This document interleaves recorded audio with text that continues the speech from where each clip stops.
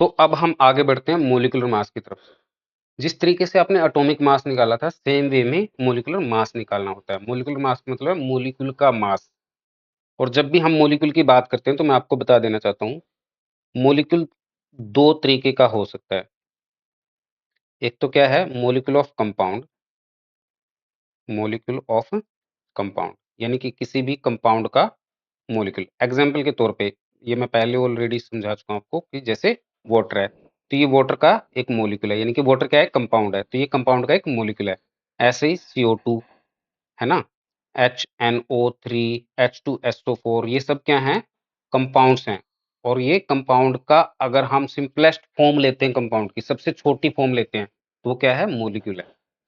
दूसरा हो सकता है molecule of element, molecule of element. तो मोलिक्यूल ऑफ एलिमेंट का मतलब क्या है, एग्जाम्पल के तौर पे जैसे हाइड्रोजन एलिमेंट की बात करें तो उसका मोलिक्यूल क्या है, H2। तो ये बेसिकली किसकी बात कर रहा है, this is talking about homo atomic molecules की, यानी कि जिसमें एक ही मॉलिक्यूल्स होते हैं।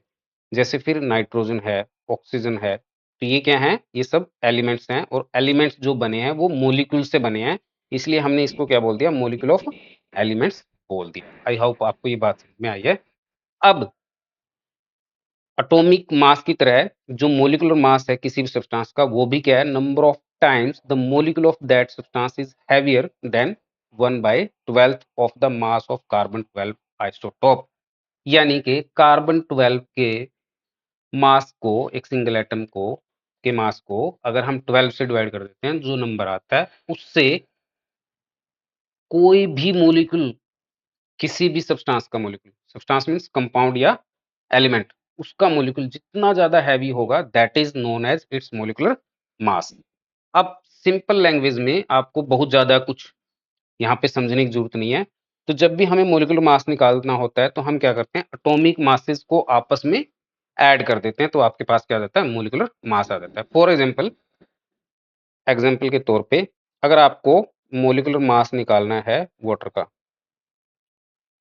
मॉलिक्यूलर मास ऑफ वाटर, तो अब यहाँ पे देखिए हाइड्रोजन है और ऑक्सीजन है। तो हाइड्रोजन के न, जो एटम्स हैं वो 2 हैं और हाइड्रोजन का मास होता है 1। ऑक्सीजन का एक ही एटम है और उसका मास होता है 16। तो 16 + 2 18 U। तो ये इसका मॉलिक्यूलर मास आ गया। इसी तरीके से अगर आपको H2SO4 का निकालना है, तो H2SO4 में देखिए 2 इंटू हाइड्रोजन का 1 होता है, प्लस सल्फर का 32, प्लस 4 ऑक्सीजन है, तो 4 इंटू 16, तो ये आ जाएगा 98 U। तो अगेन हम मॉलिक्यूलर मास को U में रिप्रेजेंट करते हैं, ओके, या फिर आप ग्राम में रिप्रेजेंट करोगे जब हम ग्राम मॉलिक्यूलर मास पढ़ेंगे। तो अब उसी को पढ़ते हैं। तो नेक्स्ट आपके पास है ग्राम मॉलिक्यूलर मास। तो अब ये क्या है, molecular mass of a substance expressed in grams. अगर आप इसी नंबर को ग्राम में रिप्रेजेंट कर दो तो वो बन जाएगा gram molecular mass. But there is a lot of difference.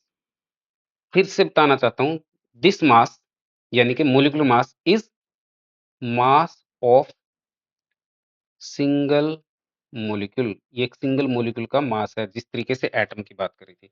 और यहाँ पे अगर हम ग्राम मॉलिक्यूलर मास की बात करें या ग्राम मॉलिक्यूल की बात करें, तो this is the mass of 1 mole of molecules, यानी कि एक मॉलिक्यूल्स का मास है ये। अब एग्जांपल के तौर पे अगर मुझे 1 मोल का पता करना है, 1 मोल ऑफ वाटर बोल लूँ मैं, 1 मोल ऑफ वाटर अगर मुझे बोलना है, तो इसका मतलब क्या है? इसका मतलब ये है कि उसके अंदर कितने मॉलिक्यूल होंगे? 6.022 10 टू पावर 23 मॉलिक्यूल्स। तो यानी कि ये जो है मास है वो 1 मोल यानी कि, या फिर 6.022 10 टू पावर 23 मॉलिक्यूल्स का मास है। आई होप आपको अब ये बात थोड़ा क्लियर हुई होगी। अब अगर मुझे निकालना है वाटर का मॉलिक्यूलर मास, तो मॉलिक्यूलर मास ऑफ वाटर, तो क्या आएगा, दैट इज 18 ग्राम पर मोल। जैसे वहां पे हमने यू में रिप्रेजेंट किया था, यहाँ पे आप ग्राम पर मोल में रिप्रेजेंट करोगे मोलिकुलर मास को। इट्स ये बहुत सेम है एटॉमिक मास की तरह। एटॉमिक मास और मोलिकुलर मास बात सेम है, सिर्फ डिफरेंस ये है एटॉमिक मास में आप एटम्स की बात करते हो, मोलिकुलर मास में आप मॉलिक्यूल्स की बात करते हो। इसी तरीके से अगर मुझे H2SO4 का एटॉमिक मास चाहिए तो ये कितना होगा, 98 ग्राम पर मोल हो जाएगा। आई होप आपको ये बात समझ में आ गई है। अब अगर आपको ये समझ में आ गई है तो हम आगे बढ़ते हैं नेक्स्ट, जो कि है फॉर्मूला मास और ग्राम फॉर्मूला मास। देखिए, जब भी हम फॉर्मूला मास या ग्राम फॉर्मूला मास की बात करते हैं, this is used for the ionic solids और आयनिक कंपाउंड्स। ये आयनिक सॉलिड्स या आयनिक कंपाउंड्स के लिए यूज किया जाता है। अब फॉर एग्जांपल अगर मैं जैसे एग्जांपल के तौर पे NaCl लेता हूँ, तो NaCl में क्या होगा, देखिए जैसे ये आपका Na है, ग्रीन वाला Cl है, ये Cl है। तो उसमें क्या है कि एक सोडियम आयन जो है वो 6 क्लोरीन से घिरा होता है इस तरीके से। मतलब 4 अगल-बगल, 2 ऊपर-नीचे, ऐसे 6 से घिरा है। इसी तरीके से क्लोरीन भी आगे 6 सोडियम से घिरा हुआ है। तो यहाँ पे कोई बॉन्ड नहीं होता है। जैसे मॉलिक्यूल में हमने देखा कि फॉर एग्जांपल अगर मैं वाटर की बात करता हूँ, तो वाटर में क्या है, 1 ऑक्सीजन है और 2 हाइड्रोजन से जुड़ा हुआ है कोवैलेंट बॉन्ड से। ये आपको आगे थोड़ा क्लियर होगा जब हम बॉन्डिंग पढ़ेंगे। फिलहाल के लिए इतना समझ लीजिए। यहाँ पे कोई बॉन्ड नहीं है, यहाँ पे क्या है, एक अट्रैक्शन है। जो कैसी अट्रैक्शन है, इलेक्ट्रोस्टैटिक अट्रैक्शन बोलते हैं इसको, या आयनिक बॉन्ड बोल सकते हो, इलेक्ट्रोस्टैटिक इंटरेक्शन, जो किसके बीच में होती है, पॉजिटिव और नेगेटिव के बीच में होती है। अब ऐसे केस में आप मोलिकुलर मास शब्द यूज नहीं करते, आप क्या यूज करते हो, फॉर्मूला मास यूज करते हो। तो formula mass is basically similar to the molecular mass. तो वो मोलिकुलर मास की तरह ही है, बट यहाँ पे आपको क्या कर देना होता है, आपको यहाँ पे मास ऑफ आयंस को ऐड कर देना होता है। ठीक है, तो इट इज, मैं इसको लिख देता हूँ, एडिशन या total of, it is the total mass of ions present in A compound. एक कंपाउंड में जितने भी टोटल एटम आयंस होंगे, सॉरी आयंस का जो टोटल मास होगा उसी को हम क्या बोलते हैं, फॉर्मूला मास बोल देते हैं। फॉर एग्जांपल जैसे अगर मैं NaCl की ही बात कर रहा हूँ, तो Na यानी कि सोडियम आयन जो है उसका मास होता है 23 और क्लोरीन का होता है 35.5। तो अगर मुझे NaCl का मोलिकुलर मास नहीं बोल सकते, क्या बोलेंगे, फॉर्मूला मास बोलेंगे। तो अगर मुझे फॉर्मूला मास निकालना है NaCl का, तो दैट विल बी 23 प्लस 35.5। तो इसको ऐड करोगे तो आपके पास आ जाएगा 58.5 ग्राम। ओके, तो इसको भी हम ग्राम में रिप्रेजेंट करेंगे, ग्राम पर मोल में। तो अगेन अगर आप 1 मोल की बात कर रहे हो तो दिस इज 58.5 ग्राम पर मोल। इसी तरीके से अगर आपको किसी और का निकालना है, जैसे आप निकालना चाहते हो फॉर एग्जांपल कैल्शियम क्लोराइड का, तो यहाँ पे आप क्या करोगे, कैल्शियम का मास ऐड कर दोगे प्लस 2 इंटू करके क्लोरीन का मास ऐड कर दोगे। तो ये होगा कैल्शियम का 1 प्लस जो भी क्लोरीन का मास आएगा। तो आप इस तरीके से निकाल सकते हो। तो हमारा नेक्स्ट टॉपिक है relationship between molecular mass and volume of the gas, यानी कि किसी भी गैस के मोलिकुलर मास में और वॉल्यूम में क्या रिलेशन है।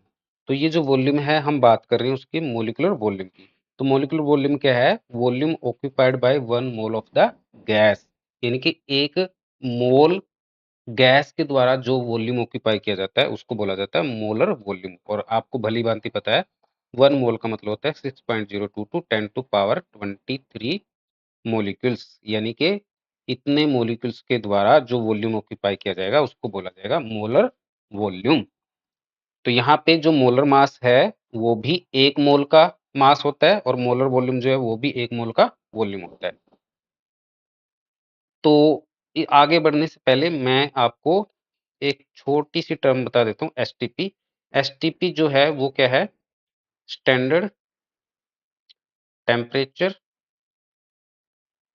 प्रेशर। अब ये क्या है? ये एक कंडीशन है टेम्परेचर और प्रेशर की, जहां पे हम टेम्परेचर को और प्रेशर को फिक्स मान के चलते हैं मेजरमेंट्स के लिए। तो जो टेम्परेचर फिक्स किया जाता है वो होता है 273.15 केल्विन, और प्रेशर जो होता है वो 1 एटमॉस्फेयर होता है। कहने का मतलब क्या है? अगर आप ये कंडीशन अप्लाई करके कोई मेजरमेंट करोगे तो हम ये बोलेंगे कि हमने वो कंडीशंस जो हैं एसटीपी पे ली हैं। तो जब भी कोई मेजरमेंट करनी होती है तो टेम्परेचर फिक्स करना होता है, तो यूनिवर्सली एसटीपी और एनटीपी 2 ऐसे सिस्टम हैं टेम्परेचर और प्रेशर के जिनको मेजरमेंट के लिए फिक्स किया गया है। तो एसटीपी का मतलब आपको समझ में आ गया, स्टैंडर्ड टेम्परेचर प्रेशर, और एनटीपी का मतलब है नॉर्मल टेम्परेचर प्रेशर।